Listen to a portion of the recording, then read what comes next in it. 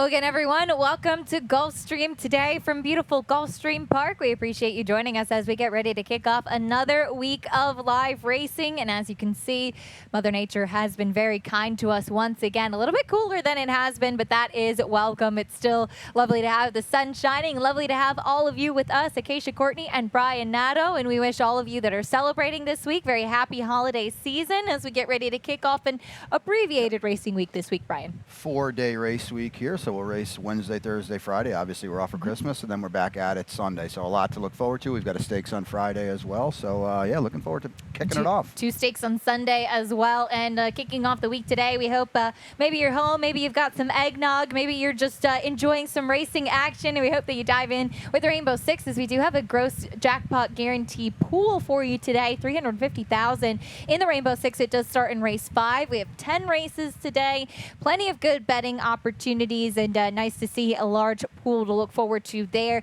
We also do have a couple of pick fives, and the first of which kicks off in the opener will be about 1 mile and 70 yards on the Tapeta. Several Tapeta races today, Brian. A lot of chances to kind of figure out how that surface may be playing, and we will kick off the early pick 5 with a race on the synthetic. Yeah, I've got a $48 ticket after scratches, and it's a tough one in the opener, and we'll talk about it shortly, but there's a spread for me in the opener, and then I get a little more condensed on trying to take advantage of what I think will be heavy favorites. Appointed in race 2, and certainly Willie the Shoe in race 3. The race 4 is down to a 4-horse field, and I scratched out of my top pick, so I go 5-7. Actually, the 7 Run Leah Run on top, but I also will use the 5 Rayo Colorado. And you know, you kind of alluded to it, Acacia. Some wide open races today. This is a dirt race in race 5, and I'll hit the all ball. 8 horses in there. I didn't have a strong opinion. I've got a 6-1 Inter Miami on top, just hoping for some chaos, hoping for some value in a race where I don't really trust the favorites either. That looks like a chaotic race if there ever was one. I think I tossed the morning line favorite in that race too. It is very, very tough, very competitive. Looking forward to that 5th race on the main track. But as mentioned, we kick off on the Tapeta here with 2-year-olds. So you have a couple of head scratchers in both of those young horses, and who will handle the synthetic. We're going about 1 mile and 70 yards, so throw 2 turns in there as well. And it's a maiden claiming. You and I landing on the number 4, Fishing for Fun. I know that this guy has had quite a few chances, but I was encouraged by the fact that his best race to date was with the blinkers and on the Tapeta last time. There's no doubt about it. You're right. He's 0 for 6 with 4 underneath finishes, so you're starting to worry a little bit. But then you look at the last race, and if you only view him on that Tapeta race, and it was a stalker closers race too. He was second throughout, held to be third. It was much better than anything he's done before. Just view that alone. To me, he's the horse to beat, and you might get fair value on it too, because there's others in here from bigger connections that are going to get bet. Yeah, may fly underneath the radar a little bit, which would be great for us in the opener, but one that does also have experience on the Tapeta is the 5 Food Bank Helper.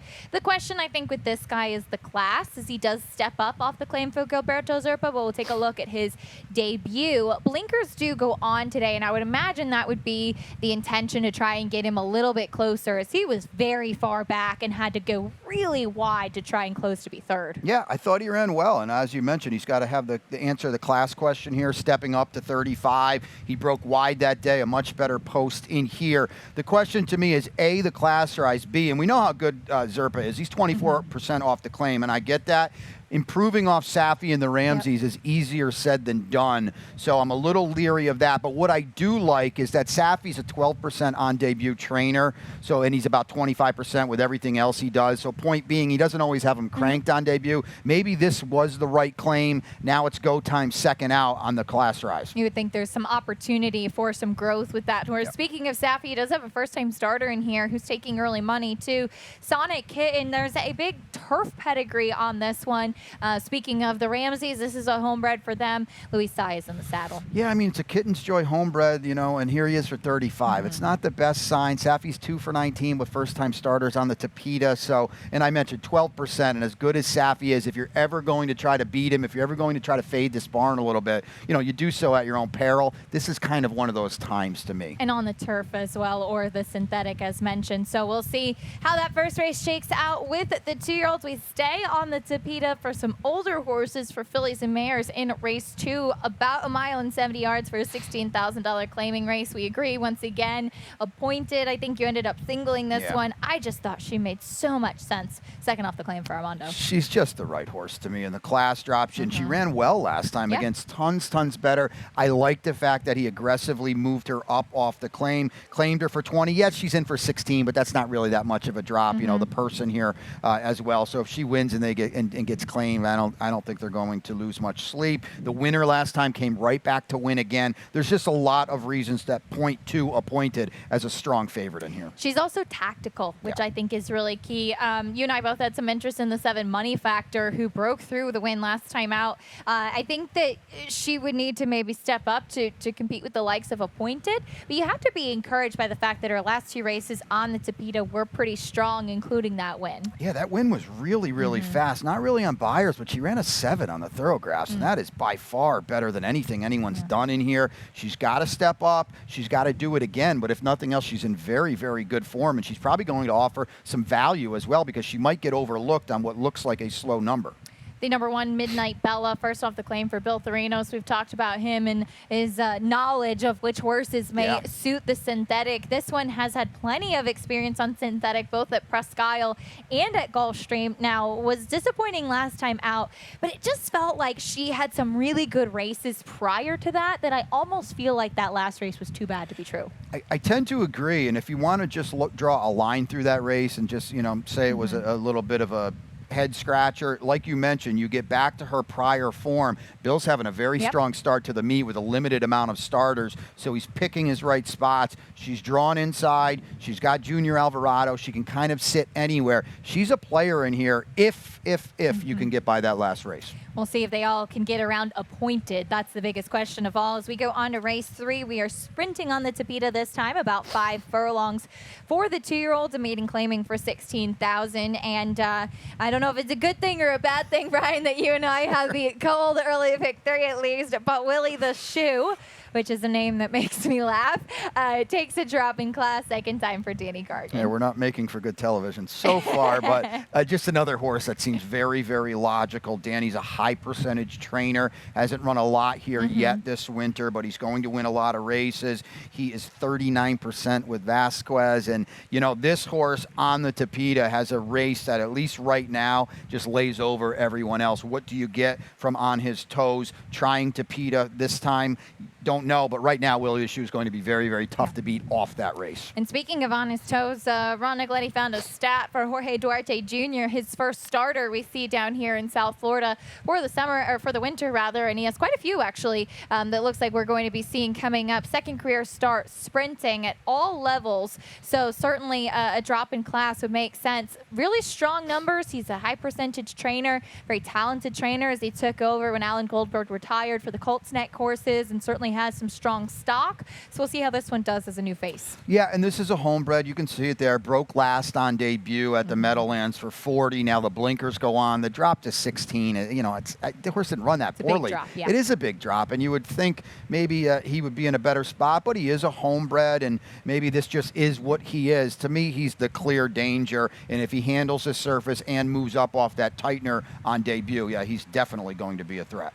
Beyond those two, it's kind of wide open from there. Cupid's Ghost, I guess this one does have some experience on synthetic, running against much tougher at Arlington on debut. That's it, and he's going to have blinkers on for the synthetic for the first time. The maiden special weight drop didn't really run poorly on debut either, when a distant fourth at Arlington. I would think, if nothing else, and he's shown he can pass some horses too, if nothing else, getting back to this surface is going to help. That's a good point. At this level, being able to pass horses is a huge feather in your cap. We go on to race 4. On the Tapeta, going about 5 furlongs, a $35,000 claiming race for the 2-year-olds. Unfortunately, this race bit by the scratch bug. The number 3, Lucaga, was my long shot play of the day with a 4-horse field. I'm not sure what kind of price he's going to be, but I stuck with him thinking that he really needed that race. And I actually physically, interestingly enough, had written last time out that I thought he looked a little bit more like a turf horse than a dirt horse. So I was hoping that he would actually really handle the synthetic and would have strengthened loosened up a bit after that last effort behind a talented horse in My Prankster. Yeah, on a day when the track was very, very fast, Yep. and My Prankster and Little Vic threw it down. It was a powerhouse race. A day we saw drain the clock as well. And listen, this horse is illogical, and Antonio Sano's done a very, very good job on the Tapeta too. He's 12% with an ROI well over 350. There you see it there. You take it a little bit deeper, and in claimers on the Tapeta, he's 5 for 31, 16%. Look at that ROI, 631. So these are big numbers. It's a small field. He seems to have speed too. I wonder if it's a send mission under Junior. Yeah, very well could be, especially in a short field. I'd imagine the biggest goal is to stay out of trouble, because as counterintuitive as it can be, when it's a small field, I do prefer horses that can be forward and don't need to really rely on potential race tactics or things to unfold for them. It's a good point, and this is going to turn into a jockey's race too, with just 4 of them, kind of, no pun intended, jockeying for position. You go to the number 7, Run Leah, run to the outside. First time for Ron Spatz. Yeah, I think the cutback is big here. Didn't really do a lot of running on the Tapeta last time, but we know how good Peter D is. He's 3 for 3 over the Tapeta. He's just a freak over the surface. That was 2 turns. That was against much better. Look at the turf sprints from this horse, and they were pretty solid efforts with good figures. So I think getting back to 1 turn and being outside too, being outside of 3 horses to your inside, Chantel can kind of see what's going on to her left and dictate from there. And Luis Saez has the call for Jorge Delgado on Rayo, Colorado. This one, unfortunately, never got a chance to run on the turf with the 2 races taken off, but one on the slop back in September. The question there is, we haven't seen him since then. Yeah, I agree. That layoff is a little disconcerting, and now we go to the Tapeta. The barn is 25% on the Tapeta, and you get the meets leading jockey in a 4-horse field. You could do worse.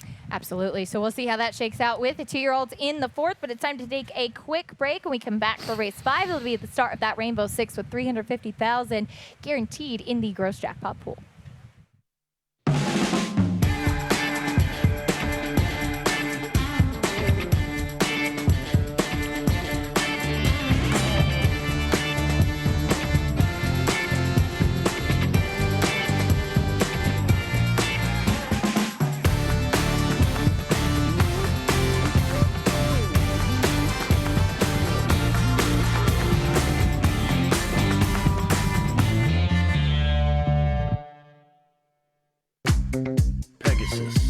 The divine winged horse that flew with heroes mounted for glory.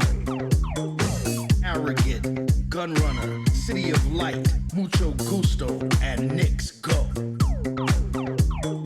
Racing, the thunder and the lightning on the track, energy in the stands. Vibe, fashion, entertainment, all for one. We're back on Gulfstream today with Acacia and Brian as we continue on going through this 10-race card on Wednesday. And the 5th race, Brian, will kick off today's Rainbow Six. We have a big pool to look forward to, and we have a Ron Nicoletti Rainbow Six ticket. That's always something to look forward to. Yeah, Ronnie's been threatening. He's been, whoa, 48.60. We are out of our comfort zone today. No 43.20. Ronnie's on the precipice of hitting this thing. He was down to the 2 favorites the other day in the finale. That was tough. It was tough, and he ran 2-3. So here you see it there. He's got the single in race 7. Let's take a look at that. That is acts like Artie at 7-2. So he's stepping out there. You're going to get some value there, and then you can see a 3-pack the rest of the way in races. Acacia that we're going to sift through them here. I'm buying this race to end the early pick 5. It's a tough sequence, especially later in the card. Very tough way to kick it off. We have a nice turf race coming up a little bit later on. That's a real competition as well. But as you mentioned, this 5th race, the cash out of the early pick 5 as well. 6 furlongs on the main track for a $35,000 claiming race for 3 and up. And it's so tricky, as you kind of see by the selections. We both have the 7 in the mix. That is Inter Miami for Jorge Delgado. But this race is really tough to kind of, I think, zero in on the quote-unquote horse to beat. Totally agree. And value galore on some of these that aren't the favorites. Inter Miami for me, Star Sign for you. And it's just tough. And I think it's also the type of race, if you're playing horizontals, where let's say you get Inter Miami at 6, or you get Star Sign, who might be about 6 to 1 too. That horse might play like 12, 15 to 1 in those sequences, because this is a minefield. It really is. Inter Miami, Jorge Delgado and Chantel Sutherland had a lot of success together. Star Sign, as you mentioned, is actually 12-1 on the line. May take some money too with the scratch of Ensign Parker. We'll see how it shakes out in here. But I thought that this one was intriguing coming out of the Claiming Crown Rapid Transit, just facing much better in the likes of Miles Ahead, who was the class of that field, and had some really good races at Parks out of town, both sprinting and going long. The question is, can he bring that Parks form and that 90 Buyer speed figure 2 stars back to Gulfstream Park? Yeah, he's going to cut back today, too, and he's got a lot of foundation, so I think that's going to help. Any of his last 4 races put him right in the mix with this group. This is a high-percentage barn, the Moscow barn. I'm not too familiar with it down here. I think we're kind of figuring him out a little bit. But, yeah, I think this horse is a player from up close, and if he wants to win, I'll be fine with it because he's going to be a nice number. Yeah, you will be. That was my hope in the figuring. This is the kind of race that you may want to take a little bit of a shot. The morning line favorite is with Verve, who I ended up tossing. I don't know if that was the right choice, but I was trying to go against him.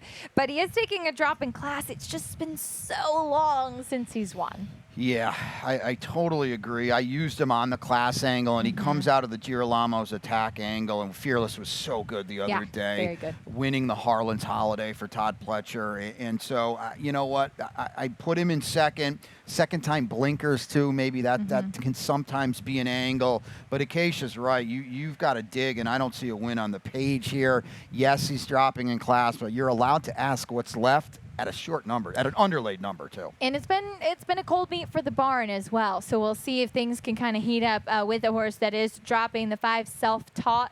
He makes sense just on some of the sprint form out in California as well. Yeah, there's no doubt about it. Probably been facing a little bit better in California. He ran very well to be 5th in an optional claimer here in a good race for the level. Just another one. Paco's here, so you would think Paco has not ridden him before. You would think we're involved a little bit more early on because he's been running too far back to get up, and now we're sprinting 6. He's going to have to be involved early. That's a head scratcher. That 5th race, plenty of opportunity to find some value. Good betting race as well. As we go back to the Tapeta for the 6th race, about 5.5 furlongs in the starter allowance for fillies and mares. Does kick off the late pick 5. Yeah, I'm a little more condensed on this ticket. It's a $20 ticket. I like these kind of smaller plays that maybe you can turn into something decent without trying to, hit for 5,000. It's not that kind of sequence. So 4-7. My best bet of the day is Traverse here in race 6, and we'll talk about that one in a second. She looks good to me. In race 7, there's the 2 spreads. Okay, race 7 is one of them. Flying Black on top for me in what's a 5-pack. A single in race 8. Reserve not attained, say that quick. Looks like the loose and controlling speed at a very short number. Here's a spread in race 9, too. I didn't really have a strong opinion. Initially, Cryptic Creed, who I have on top, was going to be my long shot play of the day. And I have a single in the last race, and Miss Delicious is 10-1 on the morning line. I think she's going to be about a third of that, but I still think by singling her, I'm going to get value because I think she's going to be an underlay on the tote board in the win pool, but she might fall through the cracks a little bit at the end of the sequence at 10-1 on the morning line. I think she's in a good spot today. She is my long shot play of the day. If I could get 5-1, I'll be very happy. Yeah, well, good luck with that. Looking forward to seeing Miss Delicious making her first start for Kathleen O'Connell in the nightcap. And Brian goes 5 deep in the race that Ronnie singled. So we'll see. That'll be a nice little side wagers for you guys as well. We kick things off, though, as mentioned, on the Tapeta in the starter allowance race. And we'll let you take it away with Traverse to the outside, as I know this is your best bet. Yeah, so I'm looking at the race 2 back. Last time, she was just in a tough spot in the Claiming Crown race where the pace was an absolute meltdown. She made first run into it, paid the price late. It was no surprise. That was going a mile. Now we cut back today. We're 5.5 on the Tapeta. Look at the win, 3 back on the Tapeta as well. So her last 2 sprint races to me have been really, really good. And the other thing is, Awesome Roar, can you win a race? It's been a long time between drinks with her. She's going to be another short price. She keeps running well. She is in, it's a drop for her. Win a race, and at a short price, too. I agree. Awesome Roar is just tough to trust because she's often taking money. She was a big price in the Claiming Crown Distaff Dash last time out, but on the Tapeta, 2-back was the favorite. Disappointed behind Palomita, finishing second. Palomita kind of one of the ones that stands out as really loving the Tapeta, as my top pick, Odremark, ended up finishing second behind her as well. But that was against tough competition back on November 4th. And I actually didn't love her on the turf, though she's run some turf races in the past. I thought that she kind of looked more like a synthetic horse. So that was my angle here for Kelly Breen and Paco Lopez. You've got strong connections. So I'll take a shot with Odremark coming out of the distaff dash. Yeah, and it's another, rider switch where you would think Paco's going to be more aggressive early, and I don't think that's a bad thing for this filly by Tapizar, who's been falling out of it a little bit. And as you mentioned, that race 2 back was against much, much better. She's a player on the drop. On to race 7 today. About 1.70 miles on the Tapeta, a starter allowance here as well for fillies and mares. And we'll take a look as we have a couple of different ones. Ronnie singled the number 7, Act Like Artie, who I like. Looks like I like Kelly Breen to get his own little rolling double. And this will be a nice opportunity, Brian, as we start to see some of those horses coming out of the claiming crown. And often you will see people maybe take a chance with races like that because you have the opportunity to run for 100,000 or whatever it may be for claiming horses. And then you'll see them after that kind of go where they belong, so to speak. Yeah, it's a good point. A lot of horses do, with that big purse, they take a shot, doesn't work out. Now they're back with friends. This one ran fine. Yep. I mean, he really did. Made first run into a pace. That was a stalker closer's race. It kind of fell apart a little bit. It's an obvious drop. You look at her body of work, she's unproven on the Tapeta. I understand that, but the turf form is very, very solid. It's probably best of these. I know Ronnie singled. I've got her in second for sure. Flying Black, meanwhile, Tapeta, not a question for her. She won. It was the non-winners of 2 condition, but she got an 82 by her speed figure for that win. Yeah, she ran a 7 on the Thoroughgraphs, and that's going to win this race too. The sire, not this time, gets an A+ from Jim Mazur's Progressive Handicapping. There you see it there on your screen. Maybe she regresses, maybe she bounces, maybe it was a freak effort that she never runs back to, but I'll tell you what, she's facing better today. Just look at that race. Yep. It was huge. It was absolutely huge. And you mentioned it. Some of these gals in here are unproven on the Tapeta. She does not have to worry about that. And if she runs anything close to that, I think even if it's not her A effort, she still could potentially either be right in the mix or still be the winner. For me, it was kind of those two. We both had a little interest in the number 2, Riveting Spirit. Dave Fox with a strong hand on the Tapeta. This one fit that bill. 2 starts back. Last time out against Tougher, not so much. Yeah, Dave's done a great job with his Tapeta runners. He's got a huge ROI. He's at 37%. We're well drawn here. Didn't really fire last time, but you look at the win 2 back. Maybe she regressed a little bit. Now she's kind of got that race against better. It's going to help her today. I like her post too. We go on to race number 8, 6 furlongs on the main track, $12,500 claiming race for 3-year-olds and upward. And we are back to agreeing reserve not attained, as we'll show his last race. Now, the question with this one is that he is taking a pretty significant drop in class off of a big effort and a horse that was claimed for $20,000. But it just feels like kind of coming into this race, it's the right spot. It's the right move, and he should be the controlling speed. I agree with everything you said. I mean, it's not ideal, the class drop, and hasn't been out since October 8th, but they claimed him for 20. He's in for 12.5. It's not a giant loss, and if he wins here, and I just love this post. You mentioned the speed. If he's not the controlling speed, that means he's outside Life in Shambles. Either of those trips works fine to me, and I think Acacia, at the end of the day, he's just a better horse. And Mr. Luigi, who won last time, was 9-5 in that race. We saw reserve not attained down on the inside as there's that replay with the red cap. Starting to get a little leg weary, drifting out a bit there in the stretch, but all in all, I thought he ran really well. This was a horse that went on a tear early on of last year, and this was also this race, the second off of a layoff, third off the bench now. So I think with Emiseo Jaramillo, that speaks to the intent in here. He should potentially be able to take them every step of the way. We have another class dropper and all around. This is an opposite type of running style, though. Yeah, I think both of us are just kind of sort of against Life in Shambles too. And what might happen is that reserve not attained just runs Life in Shambles into the ground, and then that sets it up for all around, who's going to be sitting back, licking his chops, hoping for a pace duel. And if he gets it, I don't know if he's going to beat reserve not attained, but he can certainly run into the number at what'll be a square price with some flow help in here. Race number 9 on the Tapeta, about 1.70 miles in a competitive starter optional, claiming for the 2-year-olds here. Start with your top pick, Cryptic Creed. This one, talk about a visually impressive race. The race didn't come back as fast on the Beyer speed figure scale, but it's kind of taking out that unknown as to how a horse may handle the surface. Yeah, I mean, and it's a private purchase out of that win, too. And we've already talked about Bill Therinos. He's having a good meet, and he knows what to look for in synthetic horses from the job he does up at Woodbine. And the Peter D race was also on this card at the same distance. They went 43-1.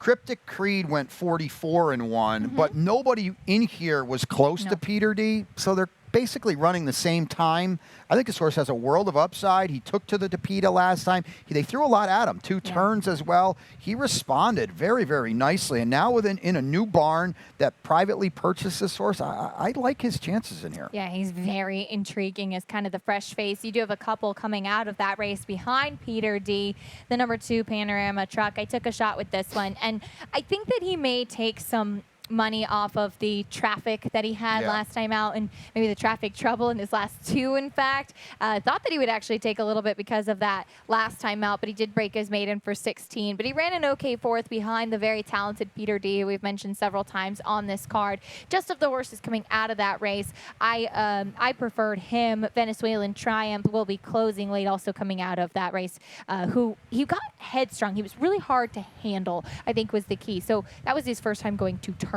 as well. Yeah, I'm going to use both of them. I went with Venezuela Triumph on top just because I thought that the fact that he 2 turns and Tapeta for the first time last time, maybe he moves forward a little bit, but I agree with you that Panorama Truck was the best of the Peter D also rans with the trouble. I thought he ran very well. That'll be interesting to see how that race does play moving forward, too, behind the very talented Peter D. We wrap up the day on the turf, going a mile on the grass, 35,000. Non-winners of 2 in life, 4 fillies and mares. A competitive way to wrap things up. Your price play of the day, Miss Delicious. Let's hear it. Well, I know you're familiar with her, this 3-year-old daughter of California Chrome, because I'm sure you saw her all summer up in New York, and she was just running against eons better than what she meets here on this drop. Her figures are as good or better than anyone in this field. And I just think the drop, Kathleen O'Connell takes over for Dave Donk. And she's got a big 20% with Luca Panici riding too. And I just think the drop, she's in with a group now that she's going to be very tough with. You're not going to see 10. The scratch is insignificant, but the 30-1 comes out.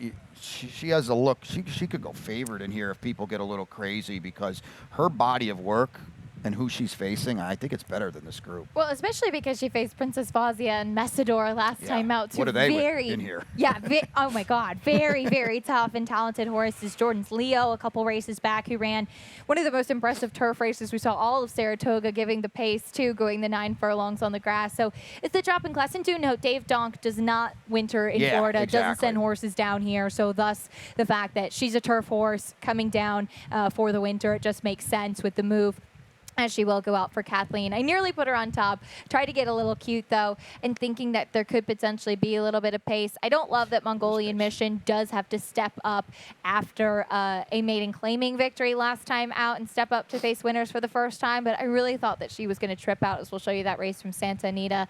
It's been a little bit of a cool start by Mike Maker's standards as we look at the break, and this is what happened, as you can see, bumped at the start. She really gets knocked pretty hard, and this is, Brian, at Santa Anita, where they break on the dirt course and have to go over to the turf. And I think that maybe kind of caught her off a little bit as well. But she did swing wide. She has kind of that lighter frame type of turf look and closed pretty well for Mike. And we'll see if she can bring that form to the East Coast. Yeah, and you're seeing the replay here. She ran better than the 65 Beyer would indicate, 12 on the sheets. And you know, you mentioned the barn is cold. There's no doubt about it. But the thing I do like, he's got 5 seconds and 3/3. So it's not 1 for 25 and 1 and 2. Yeah. The horses are running. They're just not winning. He'll snap out of it. We know how good Mike is and how good he is on the turf, especially. Yeah, she's a definite player in here. I've got her in second. Would be no surprise. And then Todd Pletcher has a runner.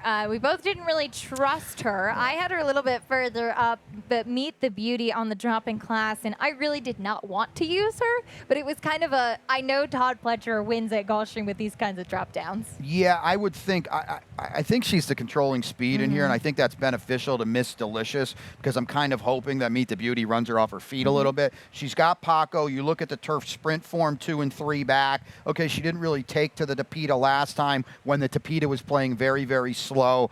I would think she's on a send mission in here, and I'd be very worried to see Paco two or three clear heading into the far turn because she might not come back. Yeah, that'll be a fun race to watch in the nightcap. That's the 10 race card. We will check out now our lightning round as we get ready to kick off another week of live racing. Some news to bring you here as well, as we always do with the start of another week. We'll check out the standings. Safi Joseph and Luis Saez on top. Here's a kickoff with the jockeys. Luis Saez has just had, it seems like every day is a multi-win day for 18 wins at the meet so far. Yeah, back-to-back four-baggers, right, last week, and he's threatening to really put some distance on the rest of these guys who are jumbled a little bit on the podium right now, but Luis is threatening to run away with this, and we'll see what happens on the 4-day race week here, but through and through, he's been so good since he got down here. Meanwhile, Safi Joseph Jr., it feels like it's Safi's world, and we are all living in it. He is 13 wins, 4 above Todd Pletcher at the start of the meet. Yeah, Safi's just going to, we've talked about it, he's going to overwhelm everyone with the numbers, and he's great anyway, so there's just, you put him 2 and